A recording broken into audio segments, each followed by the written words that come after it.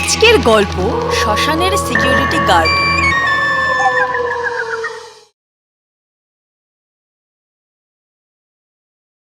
তবে সত্যি কি জিনভূত প্রফেসর গোকরোর হাত থেকে ছাড়া পেয়ে চান্দিগুমায় এসে পারফর্ম করলো, নাকি এই জিনভূত সেই জিনভূত নয়? জানতে হলে দেখতেই হবে পুরো ভিডিওটি একবারও স্কিপ না করে। অবশ্যই এই পর্বের শেষেও রয়েছে একটি আকর্ষণীয় প্রশ্ন। খুব ভালো অভিজ্ঞতার জন্য হেডফোন ব্যবহার করুন। 37তম পর্ব।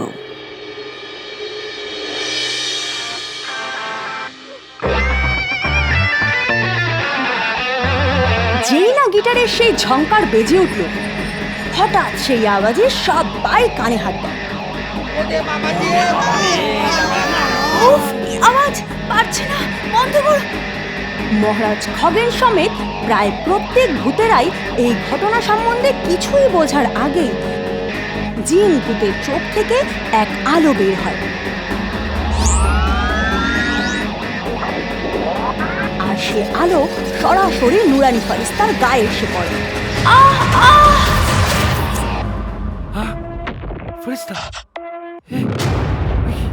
কোথায়? ফারিস্তা, কোথায় আপনি? জিনভূত, ওমা ভূতেরা দেখো! এক পলকের মধ্যে সব আলো নিভে যায়, সব কিছু শান্ত হয়ে যায়। মহারাজ, নুরানি ফরিস্তা নেই মহারাজ, জিনভূত গায়েব মহারাজ।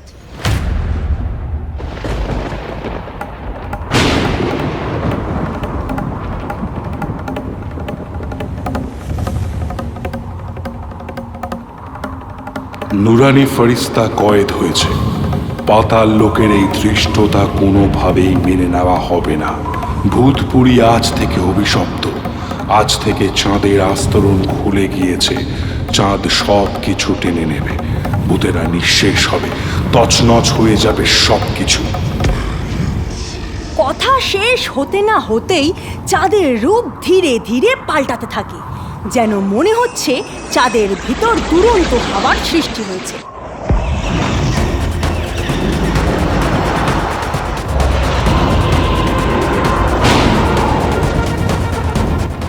এটা কি হয়ে গেল? আমি কিছু বুঝতে পারছি না। এটা কি হলো?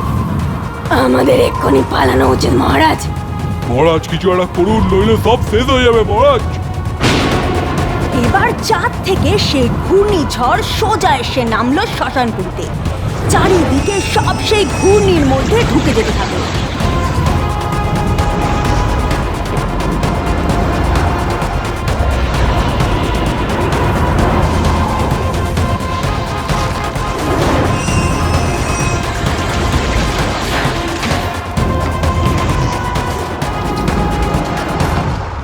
আর সেই ঘূর্ণি এক সময় ভূতেদের রাজমহলও টেনে নিল।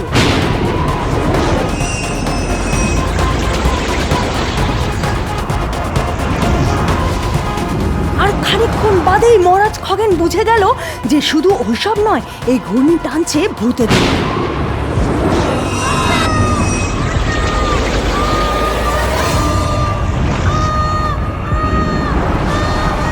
বাঁচাও, বাঁচাও, ওরে বাবাদের মহারাজ খগেন, বাঁচাও, বাঁচাও,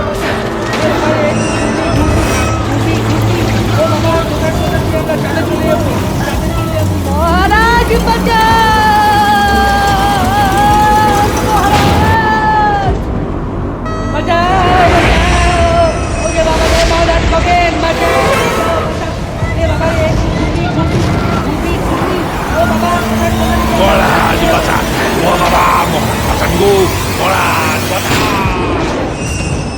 চাঁদের ঘূর্ণি একে একে সমস্ত ভূতেদের ও ভূত সাম্রাজ্য টেনে নিচ্ছে দেখে খগেন শিবাস্ত্র প্রয়োগ করে।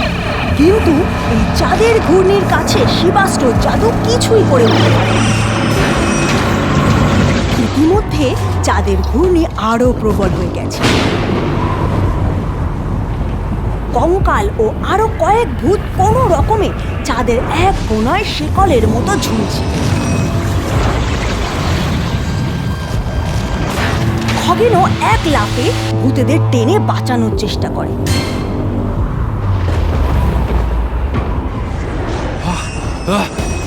কোনোভাবে কোনোভাবেই কিন্তু কিম্ভূতকে ছাড়বে না ডাকাত। না মহারাজ, আমি আমার সমস্ত শক্তি লাগিয়ে দিয়েছি মহারাজ, কিন্তু বাঙাল ভূতকে ছাড়বে না। আমি আর পারছি না, আমি পারুম না নরকম কাল, তোমারে কোনো চিন্তা করিল না তুমি। হে অদৃশ্য মানব, রক্ষা করুন।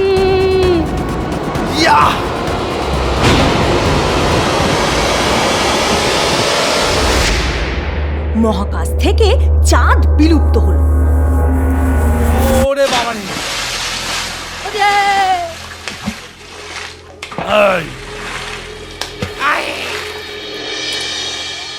অন্যদিকে প্রফেসর গোরখনাথের ল্যাবে নুরানি ফারিস্তা এক কাজ বাক্সে কয়েদ। আচ্ছা স্যার, নুরানি ফারিস্তা তো ফারিস্তা, অনেক শক্তি, তাহলে আমরা ওকে ধরলাম কি করে? ও তো পারলে আমাদেরকে দিব্য দর্শনে জ্বালিয়ে দিতে পারতো। একদমটাই ঠিক কথা, কিন্তু মলিনা অন্যমনস্কতা ভূতেদের জীবনে কাল হয়ে দাঁড়ালো। তুমি যখন জিনের রূপ নিলে তখন তোমার শরীরে আমি এক ডিভাইস ফিট করি, যার দ্বারা সাধারণ ভূত বাচ্চা নুরানি ফরিস্তাও তোমার আসল রূপ টের পায়নি। Wow, so brilliant sir. নাও নাও মলিনা, এই ইঞ্জেকশনটা নিয়ে ওই লাল জীবের আকরিক শক্তি আগে টেনে নাও দেখি। এক্ষুনি যাচ্ছি স্যার।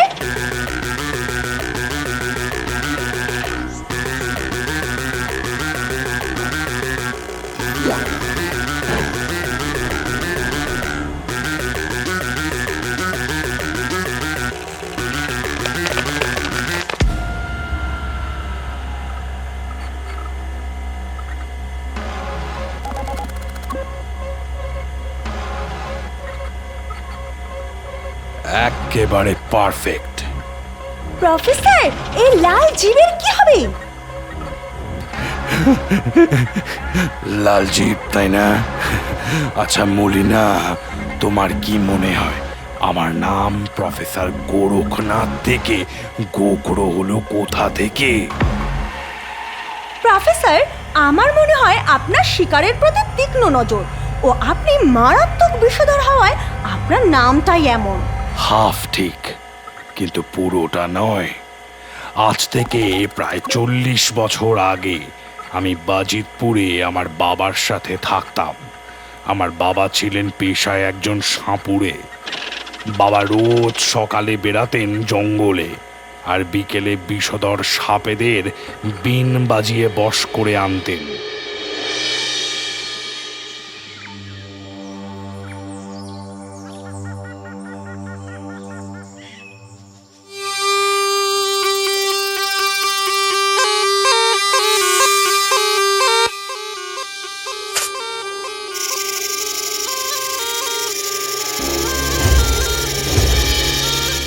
হঠাৎ একবার আমাদের গ্রামে ফ্রান্স থেকে কয়েকজন বৈজ্ঞানিক ঘুরতে আসে, আর তারা সবাইকে জানায় যে আমার বাবা যে জঙ্গলে সাপ ধরতে যাচ্ছে সে জঙ্গলে নাকি অনেক প্রাণদায়ী ঔষধি গাছ রয়েছে, তাই সেগুলো তারা জোগাড় করে নিয়ে যেতে এসেছেন।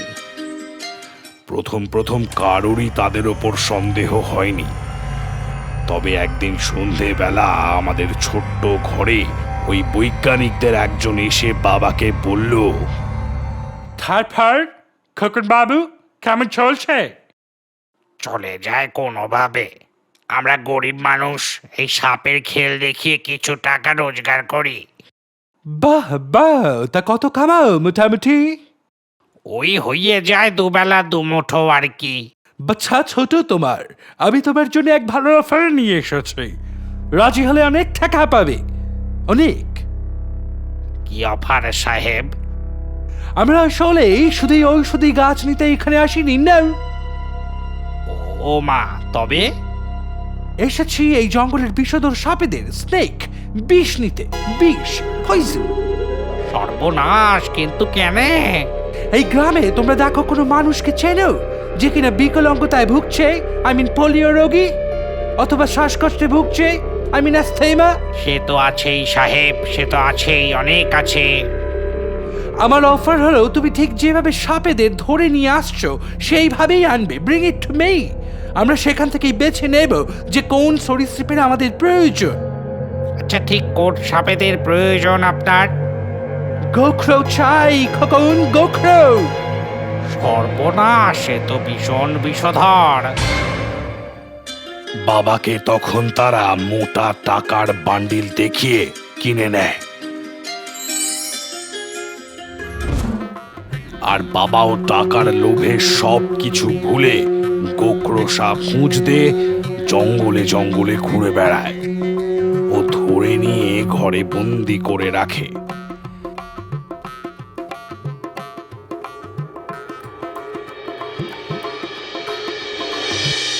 বেশ কয়েকদিন কারো কোনো বাধা বাবাকে পেতে হয়নি, কিন্তু বাবার মুখে শুনেছিলাম যে সে জঙ্গলে এক পেতনিও বসবাস করত। তার নাম ছিল স্ট্রিং। এমনই একদিন বাবা গোখরো সাপ ধরে জঙ্গল থেকে নিয়ে আসছিল।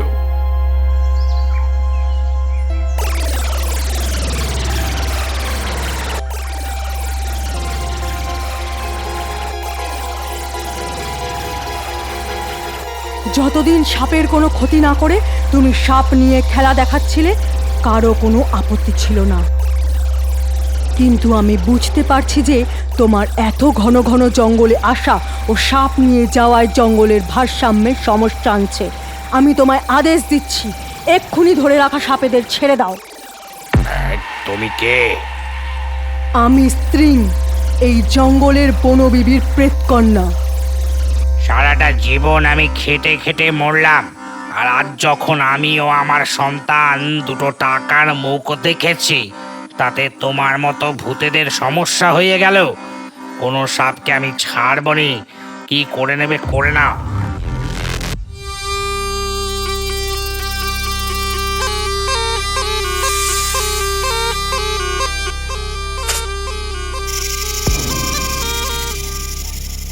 আমার বাবা সমস্ত সাপেদের ধরতো, আর ওই ফ্রান্সের সাহেবরা এসে সেই সাপেদের মেরে তাদের সব বিষ বার করে নিত।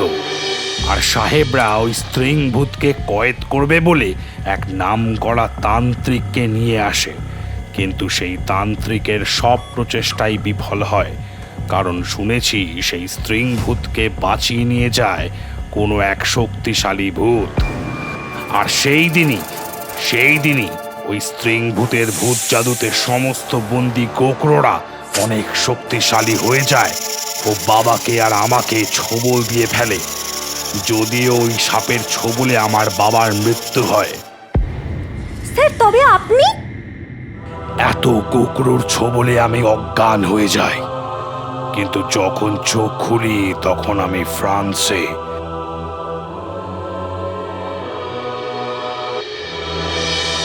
ওই সাহেবরা বলে যে আমার উপর গোখরোর ওই ভয়ঙ্কর বিষেরও কোনো প্রতিক্রিয়া হয় না।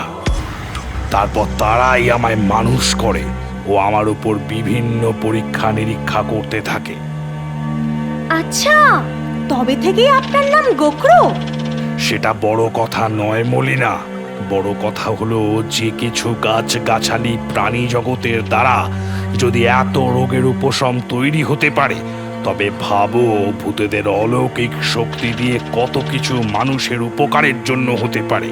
সেখান থেকেই তো তোমাকে তৈরি করা। ঠিক কথা প্রফেসর, আমি খুব গর্বিত আপনার সাথে থাকতে পেরে। এই প্রাণীকে ফ্রান্সের মিউজিয়ামে পাঠানো হবে, আর এর ভৌতিক শরীরকে কেমিক্যাল মাখিয়ে রেখে দাও। ঠিক আছে প্রফেসর।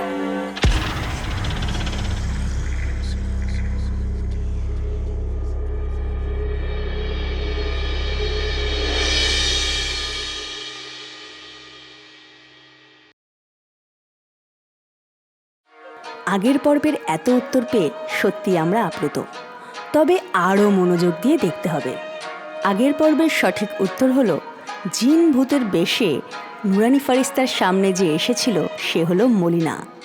আজকের পর্বের প্রশ্ন হলো প্রফেসর গোখরোর বাবাকে যে ভূত দেখা দিয়েছিল তার নাম কি এবং তার আসল পরিচয় কি? অবশ্যই সঠিক উত্তরের পাশে নিজের পুরো নাম লিখবেন এবং ভিডিওটি অনেক অনেক শেয়ার চাই। দেখা হচ্ছে আগামী পর্বে দুপুর 3টে শ্মশানের সিকিউরিটি গার্ডে।